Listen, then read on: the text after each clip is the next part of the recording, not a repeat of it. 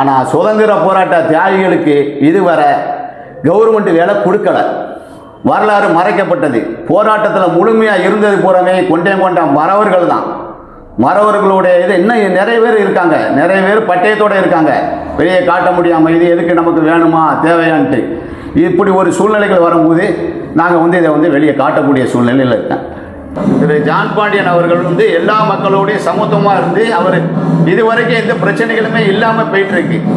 அவரை போன்ற தலைவர்கள் இனி எத்தனை பேர் அங்கேருந்து திருநெல்வேலிக்கு படையெடுத்து என்னத்தை சொன்னாலும் சரி, ஜான் பாண்டியனை விட தேவேந்திர குல வேளாளர் மக்களுக்கு ஆதரவான ஆள் யாருமே கிடையாது. இதில் அவர் தான், ஜான் பாண்டியன் தான் பழைய ஆள். அவர் இங்கே நெல்லை மாவட்டத்தில் எல்லா மக்களுடைய கருத்துக்களையும் புரிஞ்சுக்கிடக்கூடிய போது ரெண்டு தரப்பினருக்கு ஒரு பிரச்சனை வரப்போதுன்னா முன்னாடியே அதை கேள்விப்பட்டார்னா பேசி முடிச்சு அந்த பிரச்சனைகளை தீர்வு கண்டு அவர் சொல்ல கேட்பாங்க. இவங்க வந்த உடனே வெட்டில் பதிலுக்கு வெட்டு குத்து வைகி எடுன்னு சொல்லி இவங்க பிரச்சனைகளை உண்டு பண்ணி விட்டுட்டு போயிட்டு இருக்காங்க. அதிகமாக தேவேந்திர குல வேளாளர்கள் சமுதாயத்தை சேர்ந்தவங்க தான் அரசு வேலைகளில் இருக்காங்க. நான் சுதந்திர போராட்ட தியாகி வாரிசுன்னு சொல்லி மாறு தட்டி கூட இது வரைக்கும் சொன்னதில்லை. ஏன்னா இதுக்கு பயன் இல்லை. நான் கொண்டையங்கோட்டை மறவர், சுதந்திரத்துக்காக போராடிய வம்சாவளி வாரிசு. எல்லாருமே இந்த பட்டயத்தை வச்சு எனக்கு பயனுக்காக இல்லை, இந்த தியாகிகளை மறைக்கணும், மறவர்கள் போராடலை அப்படின்னு சொல்லி சகோதரர் தெரிவித்ததுனால நாங்கள்லாம் வெளியே வரக்கூடிய சூழ்நிலைக்கு கட்டாயத்துக்கு நாங்கள் வந்துட்டோம். என்கிட்ட எவிடன்ஸ் இருந்தும் எனக்கு என்ன அரசு வேலையாக கிடைச்சிருக்கு கிடையாது. இதை பற்றி நான் இதுவரைக்கும் நான் வெளிப்படுத்தவும் இல்லை. கலெக்டர் அலுவலகத்தில் கூட இரவு நேர காவலாளி பணி கேட்டேன், இதை வச்சு எதுவுமே கிடையாது.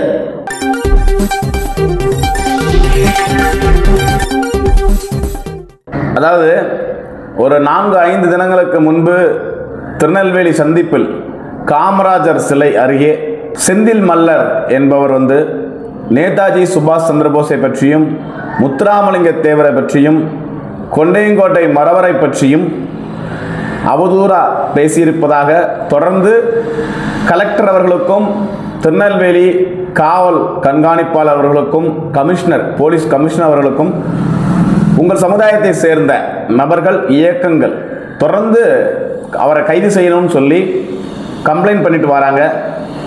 இந்த தருணத்தில் நீங்கள் உங்கள்கிட்ட நான் கொண்டையங்கோட்டன் மறவருக்குள்ள ப்ரூஃப் இருக்குது, அதான் ஆதாரம் இருக்குது, நாங்கள் தான் சுதந்திர போராட்டத்திற்காக பாடுபட்டவர்கள் என்று சொல்லி ஆதாரம் இருக்கிறதா என்னை கூட்டு பேட்டி கொடுக்குன்னு சொன்னீங்க. உங்கள்கிட்ட என்ன ஆதாரம் இருக்குது? கொண்டையங்கோட்டன் மறவர்கள் சுதந்திர போராட்டத்தில் என்ன பங்கு பெற்றார்கள்? வெற்றிவேல் வீரவேல் வணக்கம். இந்த உறவுகளுக்கு செந்தில் மல்லர் அவர்கள் வரலாறு சரியாக புரிஞ்சுக்கிடாமல் அரசியல் ஆதாயத்துக்காக தேவையில்லாமல் அமைதியாக இருக்கக்கூடிய நெல்லை மாவட்டம் தூத்துக்குடி மாவட்டத்தில் இரு சமுதாய மக்களுடைய பிரிவினையை ஏற்படுத்த இந்த எலெக்ஷன் வருத காரணத்துக்காக அரசியல் லாபத்துக்காக இவங்க தேவையில்லாமல் பேசிட்டு போயிருக்காங்க. இதை வன்மையாக கண்டிக்கிறோம். தற்சமயம் நான் இந்து மக்கள் கட்சி தமிழ் திரு அர்ஜுன் சம்பத் அவர்கள் வழியில் நெல்லை மாவட்ட தலைவராக பயணிச்சுக்கிட்டு இருக்கேன். இந்த அமைப்பில் நான் இருக்கிறதுக்கும் காரணம் என்னென்னா, இந்த அமைப்பில் ஜாதி சொல்லாதே, ஜாதி கேட்காதே, ஜாதி பேசாதே, இந்த ஒரு அமைப்பில் தான் இதில் மக்களாக நாங்கள் இணைஞ்சி பயணிச்சுக்கிட்டு இருக்கோம். இப்போதைக்கு திருநெல்வேலியில் எந்த ஒரு இதுவுமே கிடையாது. இவர் வந்தார், இங்கே ஒரு 2 கொலையும் நடந்து போச்சு. இவர் போன்றவங்க இங்கே வராமல் இருக்கிறதுக்கு தமிழக அரசு காவல்துறை இது போன்றவங்க இன்னும் இருக்காங்க, இன்னும் 2-3 பேர் இருக்காங்க. அவங்கெல்லாம் வந்துட்டு போனாலே இந்த மாதிரி நடந்துகிட்ருக்கு. இது நடக்காத அளவுக்கு அவன் படிச்சுட்டு இரு சமூக ஆட்களும் நல்லா படிச்சிருக்காங்க. அதிகமாக தேவேந்திர குல வேளாளர்கள் சமுதாயத்தை சேர்ந்தவங்க தான் அரசு வேலைகளில் இருக்காங்க. நான் சுதந்திர போராட்ட தியாகி வாரிசுன்னு சொல்லி மாறு தட்டி கூட இது வரைக்கும் சொன்னதில்லை. ஏன்னா இதுக்கு பயன் இல்லை. நான் கொண்டையங்கோட்டை மறவர், சுதந்திரத்துக்காக போராடிய வம்சாவளி வாரிசு, கொண்டையங்கோட்டை மறவர். எங்களுக்கு பூர்வீகம் சொன்னால் குலதெய்வம் கோயில் ராமநாதபுரம் டிஸ்ட்ரிக்ட் எஸ் தரைக்குடி உமையநாயகி அம்மன். அது அருகிலேயே செவல்பட்டின்னு ஒரு கிராமம் இருக்குது. எங்களுடைய சாஸ்தா விழாவடை சாஸ்தா. அந்த சாஸ்தா கோயிலில் தான் முன்னால் ராமர் அவங்கெல்லாம் படையெடுக்கும் போது அந்த கோயிலேருந்து தான் பயணத்தை தொடங்கினாங்கிறது வரலாறு இருக்குது. இந்த மறவர்கள் வந்து நாங்கள் பிரிஞ்சு இருக்கோம். அந்த நேரத்தில் வந்து பாஞ்சாலங்குறிச்சியில் வந்து என்னுடைய முப்பாட்டனர்கள் பாஞ்சாலங்குறிச்சியில் வந்து ஜமீனா வந்து பட்டயம் கொடுத்து ஜமீனாக்கப்பட்டவர்கள். 72 ஆண்டு காலம் வந்து மறவர்கள்னாலே பிடிச்சு கொண்டு போய் திருச்சி சிறையில் அடைச்சி சித்திரவதை பண்ணி அதோடைய வாரிசுகள் குட்டி வாரிசுகள் பெரிய ஆட்கள் ஆனதுக்கப்புறம் விடுதலை செய்யப்பட்டாங்க. அதில் வந்த வம்சாவளி வாரிசுகள் நாங்கள் மேலே செக்காரக்குடி என்ற கிராமத்தில் தூத்துக்குடி மாவட்டம்.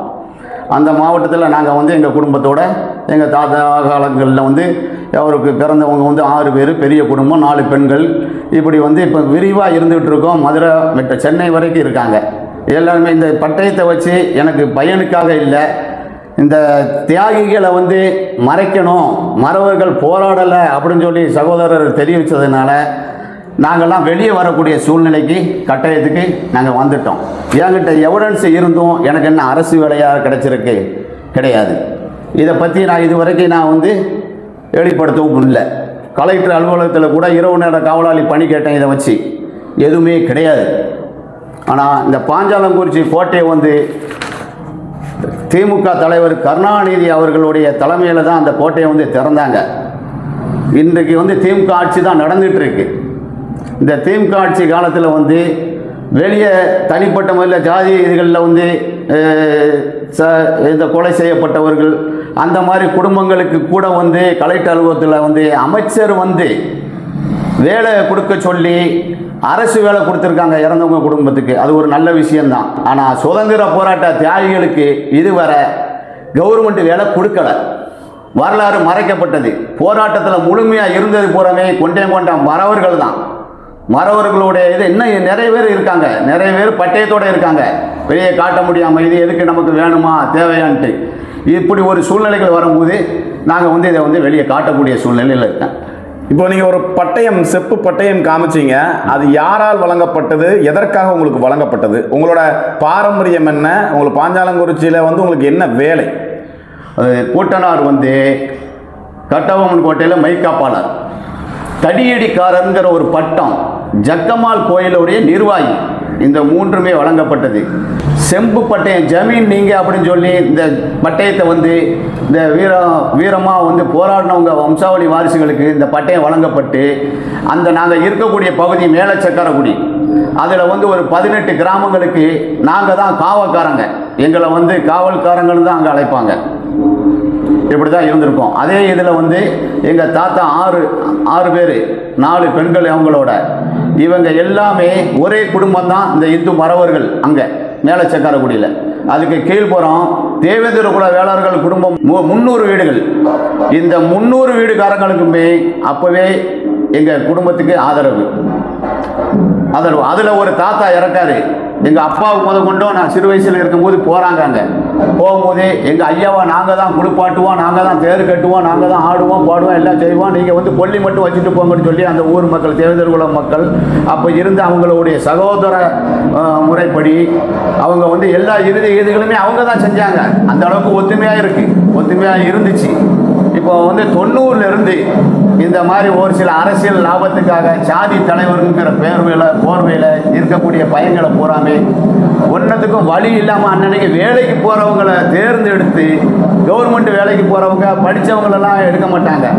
இந்த மாதிரி வேலைக்கு போவாங்க, வெட்டி அந்த குடிச்சிட்டு அலையவன் அவனை இவனால் பிரைவாஸ் பண்ணி சரக்கு வாங்கி கொடுத்து இவங்களை வந்து வேறு தவறான வழியில் கொண்டு போய் சாதி கலவரங்களை தூண்டி விடுதாங்க. இதை வந்து இப்போதைக்கு கொஞ்ச காலங்கள் இல்லை. இது இன்னொரு விஷயம், தமிழக அரசுக்கு, தமிழக முதல்வர் ஸ்டாலின் அவர்களுக்கு ஐயா வணக்கம். திமுக அரசு வந்தாலே சாதி கலவரம் உருவாயிருங்கிறது திருநெல்வேலி மாவட்டத்தில், தூத்துக்குடி மாவட்டத்தில் எல்லா மக்கள் மத்தியிலும் ஒரு பீதி உண்டு. ஆனால் இப்போ தற்சமே இல்லாமல் இருந்தது.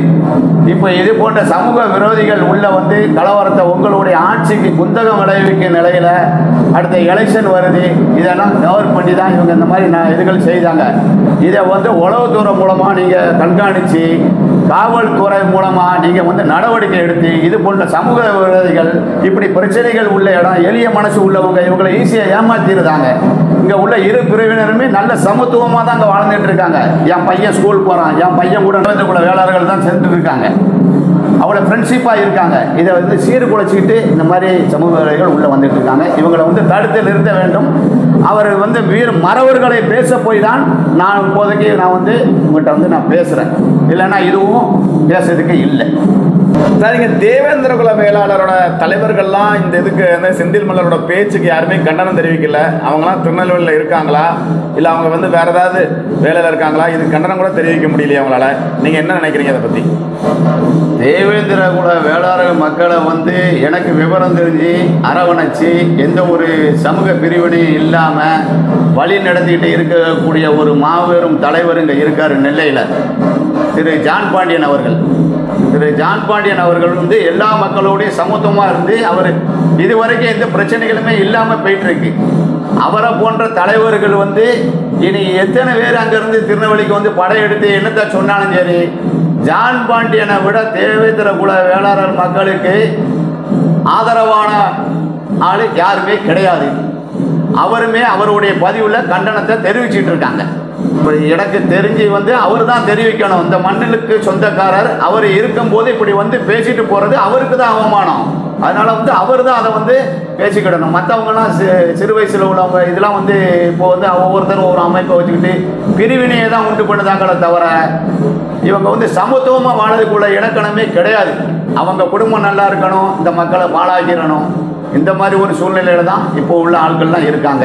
இதில் வந்து அவர் தான் ஜான் பாண்டியன் தான் பழைய ஆள். அவர் இங்கே நெல்லை மாவட்டத்தில் எல்லா மக்களுடைய கருத்துக்களையும் புரிஞ்சுக்கிடக்கூடிய போது ரெண்டு தரப்பினருக்கு ஒரு பிரச்சனை வரப்போதுன்னா முன்னாடியே வந்து அதை கேள்விப்பட்டார்னா பேசி முடிச்சு அந்த பிரச்சனைகளை தீர்வு கண்டு அவர் சொல்ல கேட்பாங்க.